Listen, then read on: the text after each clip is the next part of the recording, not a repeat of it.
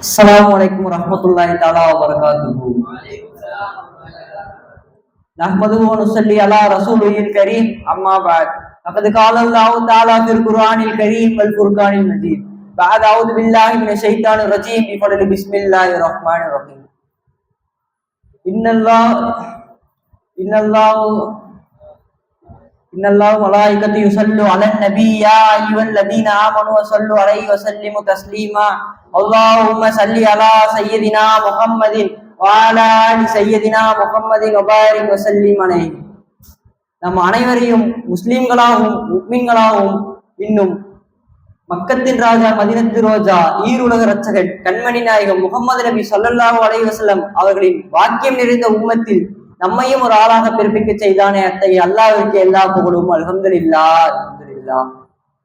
எனக்கு இந்த மாமன்றத்தில் கொடுக்கப்பட்ட தலைப்பு திருநபியின் தியாக வாழ்வு.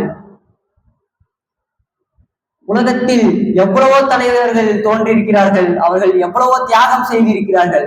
ஆனால் தியாகத்தையே தன் வாழ்வாக, தியாகத்தையே தன் பேச்சு மூச்சாக, தியாகத்தையே தன் வாழ்க்கையின் லட்சியமாக வாழ்ந்து காட்டியிருக்கிறார்கள். தியாகத்தின் திருவுருவம் முகம்மது நபி ஸல்லல்லாஹு அலைஹி வஸல்லம் அவர்கள். என் வாழ்வும் மரணமும் என் அமைதியும் அசைவும் அல்லாஹ் ஒருவனுக்கே என்று இப்ராஹிம் அலைஹிஸ்ஸலாம் அவர்களின் உன்னதமான கொள்கையின் உறுதியோடு நின்றவர்கள் தான் உத்தம நபி ஸல்லல்லாஹு அலைஹி வஸல்லம் அவர்கள்.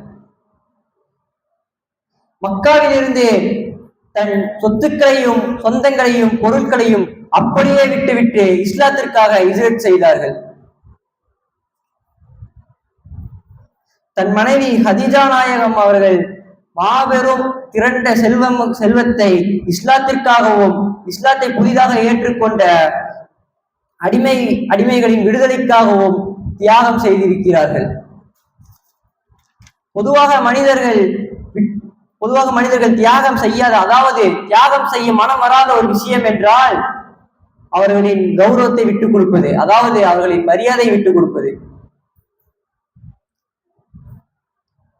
மரியாதையை மனிதன் எந்த செயல் செய்வானே தவிர மரியாதை ஒருபோதும் விட்டுக் கொடுக்க மாட்டான். பெரும்பாலுமான பிரச்சனைகளுக்கு காரணம் இந்த மரியாதை தான். அவன் என்னையோட வயதில் சிறுவன், அவன் எனக்கு மரியாதை கொடுக்கல, அவன் எனக்கு கண்ணியம் கொடுக்கல. மனிதன் இழக்க விரும்பாத ஒரு விஷயம் மரியாதை. ஆனால் நமது நபி ஸல்லல்லாஹு அலைஹி வஸல்லம் அவர்கள் முதலாக இழந்ததே அந்த மரியாதையை தான்.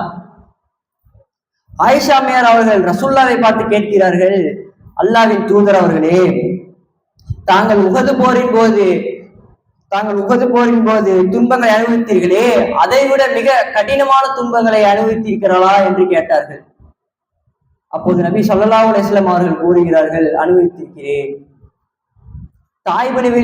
தாயிபின் நிகழ்வின் போதே அனுபவித்திருக்கிறேன். தாய்வு மக்களினிடத்தில் சத்தியத்தை சொன்ன போது அந்த மக்களிடத்தில் இருந்து நான் ஒரு துன்பம் அனுபவித்தனே, அதை விட மிகப்பெரிய கடினமான துன்பத்தை நான் ஒருபோதும் அனுபவித்ததில்லை என்றார்கள். நபி ஸல்லல்லாஹு அலைஹி வஸல்லம் அவர்கள் சொல்கிறார்கள், மக்காவாசிகளிடத்தை எவ்வளவோ சொல்லி பார்த்தேன், இஸ்லாத்தை எவ்வளவோ பத்தி சொல்லி பார்த்தா அவங்க யாரும் ஏத்துக்கல. சரி, சில பக்கத்துல இருக்கிற ஊருக்கு, அதாவது தாய் ஊருக்கு போய் அவங்களுக்கு இஸ்லாத்தை பத்தி சொல்லுவோம், அவங்க இஸ்லாத்தை ஏத்துக்கிட்டா கொஞ்சம் மனம் கிடைக்குமே என்றார்கள். அப்போது ரசூலுல்லாஹ் அவர்களின் ஈமான் ஏற்றுக்கொண்டவர்கள் அவர்கள் மிகவும் கடுமையாக துன்புறுத்தப்பட்டு கொண்டிருந்தார்கள். அந்த நேரத்தில் தாய்வு மக்கள் இஸ்லாத்தை ஏற்றுக்கொண்டார்கள் என்றால் அந்த துன்பம் குறையுமே, அவர்களுக்கு ஒரு பாதுகாப்பு கிடைக்குமே என்று எண்ணி ரசூலுல்லாஹ் அவர்கள் தாய்வுக்கு சென்றார்கள். தாய்வுக்கு சென்று அவர்கள் தாய்வு மக்களிடத்தில் இஸ்லாத்தை பற்றி சொன்னபோது அந்த ஊர் தலைவர்கள் இஸ்லாத்தை ஏற்றுக்கொள்ளவில்லை. மக்களிடத்தில் பிரச்சாரம் செய்த போதும் அவர்கள் யாரும் ஏற்றுக்கொள்ளவில்லை.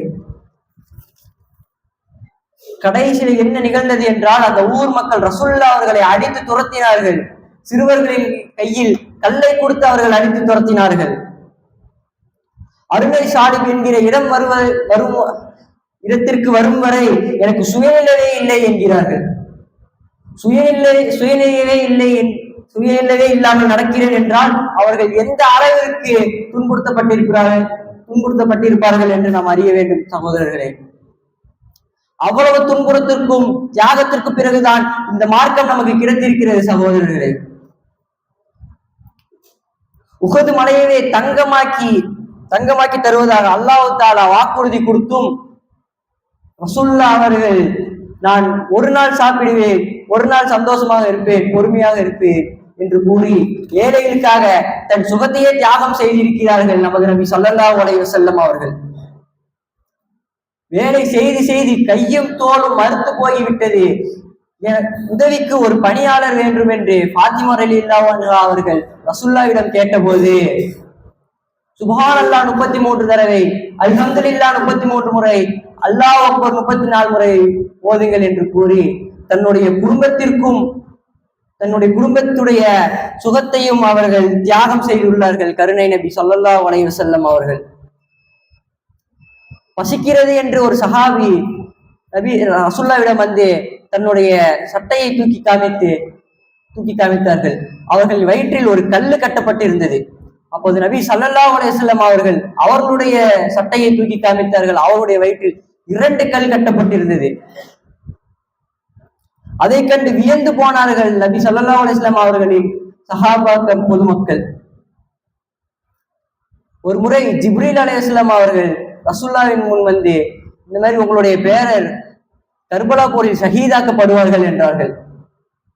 அதை தெரிந்து கொண்ட ஃபாத்திமா ரலியல்லாஹு அன்ஹா அவர்கள் ரசூலுல்லாஹ்விடத்தில் வந்து யா ரசூலல்லாஹ், அல்லாஹ் தஆலா எல்லா நபிகளுக்கும் ஒரு சிறப்பு துவா கொடுத்திருப்பார் அல்லவா, அந்த துவாவை வைத்து நீங்கள் உங்கள் பேர பிள்ளைகளுக்கு துவா செய்யுங்கள் என்றார்கள்.